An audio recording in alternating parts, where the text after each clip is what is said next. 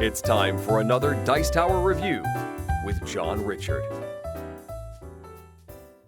Howdy gamers, greetings from Indianapolis, Indiana, the gaming capital of the world. It's time for another board game review with me, Indiana John. Today we're taking a look at Trambahn, which is a exclusively two-player card game designed by Helmut Olli and produced by Lookout Games and Mayfair. Now, it's very rare that I get to play just a exclusively two-player game, so I was interested to try this one out. This one has a sort of train or trolley theme to it. So let's take a look at the setup and gameplay of Trambahn and see if we can answer that all-important gamer question, is it fun?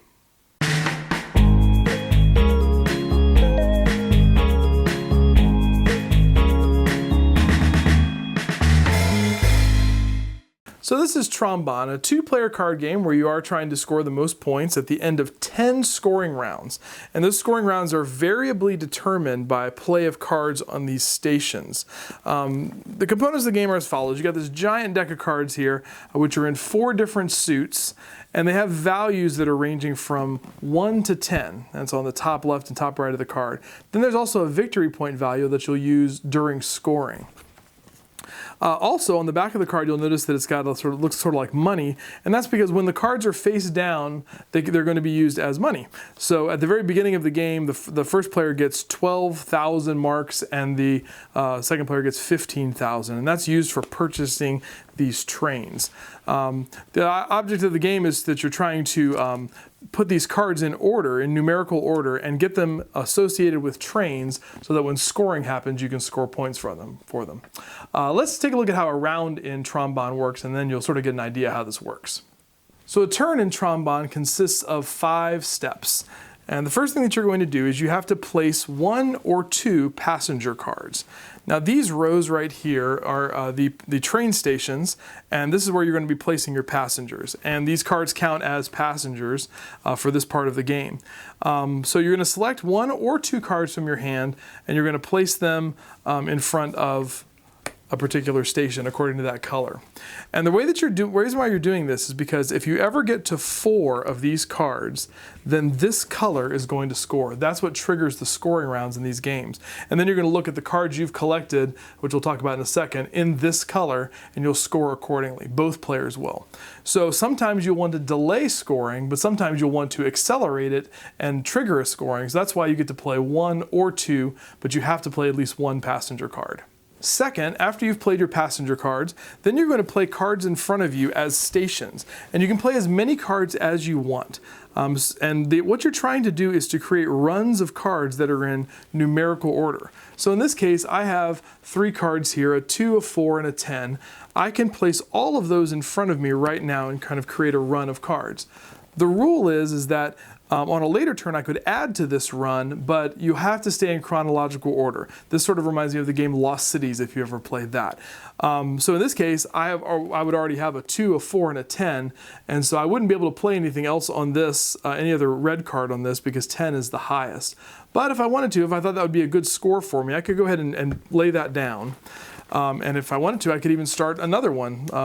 There's a green 4.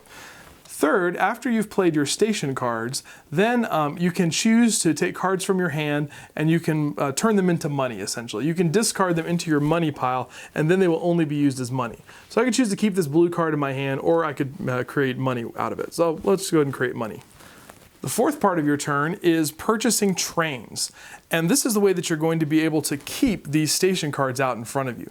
At the end of your turn, if you have any of these rows of station cards out in front of you, but you don't have them associated with a train or attached to a train, then they have to be discarded. So you have to be able to, so then they're not going to be able to be scored during a scoring round. So you're going to want to select one of these train cards and then purchase it. And the cost of it is right here in the top right. So this one costs 5,000 marks. So I would then take these cards from my money pile, 1, 2, 3, 4, 5. I would pay for them and put them into a discard pile there. And then this train could be associated with one of these 2 rows of stations. So let's say I want to do that. So now this is associated with a station. And let's say that I would want to spend 1, 2, 3, 4, 5, another 5, and these are replaced automatically, and then buy this one, right? These station cards will get increasingly more powerful as you go along. There's a ×2, ×3, and ×4, and that'll come into play during scoring. So after you've done that, then the last thing that you're going to do is you're going to draw back up to 6 cards. That's the 5th part of your turn, and then that's the end of your turn. So we'll draw back up to 6. So that's how a turn in Trambahn works. It's very simple. So then the other thing we need to talk about is scoring. How does that work? Well, like I said, if you ever get to a point where there are 4 of these red cards being played, then that's going to trigger a scoring of that color. Now, I also mentioned that there are these joker cards. Those can be played on any row, and those can trigger scoring as well. So if on my turn I played this card, that would count as 4 red cards, and then I would score this area. I've got this all kind of smushed up together, but these cards would actually be over, outside in front of a player here. So this would be in the middle of the table, these train cards. So then we would wipe those cards out and discard them, and then we would score red. So each player would then look and see if they had any runs of cards that were red. You're going to take and add up all of the victory points that are on these cards, in this case 3, 4, 5, and then multiply them by the train card that you have. This is a ×2. So this run of cards would give me 10 points. So that would be my score. And then the other player would do the same thing. And the game comes with this really nice scoring pad, and that would be the first scoring, and you would put in your score for each player. Then the game will continue for 10 of these scorings, and then once you get past, they're called tours, and then once you get to the 10th tour, once that's over with, then that's the end of the game. Now there's one more type of scoring that I want to talk about, and that's the extra tours. And that's going to happen whenever a player is able to get 8 cards of a particular color in a row. That's going to trigger a scoring that will only apply to that player and not to the other player. So that can be a whole lot of extra points that go into the bank of one player. So this can be an important additional thing. Now that's can be difficult to do because you have to play these cards in order. And that's where these joker cards really come into play, because you can play those in any place in one of these runs in order to lengthen the row of cards and get closer to that 8. So for example, on my turn, if I happen to have an 8 and a 9, I could play 8 joker, joker, 9, and then that would give me a total of 8 cards. Even though 2 of them are jokers, it still counts. So this is 8 cards, so then I can score this. It's called an extra tour, and I would get all the points for this row. Just for me. And there's a section at the bottom of the score sheet called extra tours that you'll put in, and you know, if there's multiple ones of those, you can sort of add them in there, and then that's going to be just for that one player. So that's the other kind of scoring in the game. After you get through 10 of these scoring rounds, you'll add up all the points plus the extra tours. Whoever has the most points is the winner of Trambahn. I think it's a real challenge to find a 2-player card game that is short but has good strategic depth to it, but is not a collectible or tradable card game. Games like Android Netrunner and Magic the Gathering are great games, good thinky experiences for 2 players, but they're a completely different animal and a different world than something like Trambahn. So I think it's really good to be able to find a game you can pull out with your spouse or a friend and be able to get it out, play it, have some good decisions and a lot of fun in 30 minutes, and then be able to put it away. This game fits the bill amazingly well.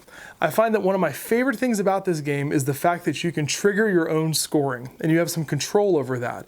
So there's a little bit of a bluffing aspect of you can see what your opponent has in front of them, you see what you have in front of you, and when is that scoring going to be triggered? You might find that you want to trigger a scoring early for something that you only have a couple of points in, but you know that your opponent doesn't have any points in that. So it would give you kind of a leg up. But you might want to wait until you have a whole lot of cards and maybe a better train so that you can multiply by more points. So interesting decisions there as to when to score. And also you're trying to put together those extra scorings, those extra tours, which can be difficult. And I think the games that I've played in, I've only been able to get maybe one of those out in a game. But those can be real swingy as far as your points as well. So I think it's got great decisions to it. I think there's a lot of replayability in this. There's not a whole lot of difference in setup, but I think that you, because of the randomization of the cards, there's a lot of interesting gameplay every single time. So it's in a small box. It's just cards, but I think it's a great design. The artwork is great. It's got that good Clemens Franz artwork that's really fun. So I would highly recommend adding this one to your collection if you're looking for a good 2-player card game. That's Trambahn. Thanks so much for watching the Dice Tower videos. Find more great videos and reviews, as well as our top-rated audio podcast at Dicetower.com. You can also find other great shows at Dicetowernetwork.com. I'm Eric Summerer, and you've been watching the Dice Tower. The Dice Tower is sponsored by Cool Stuff Inc., where you can find great games for great prices. Cool Stuff, in stock. Check them out at coolstuffinc.com.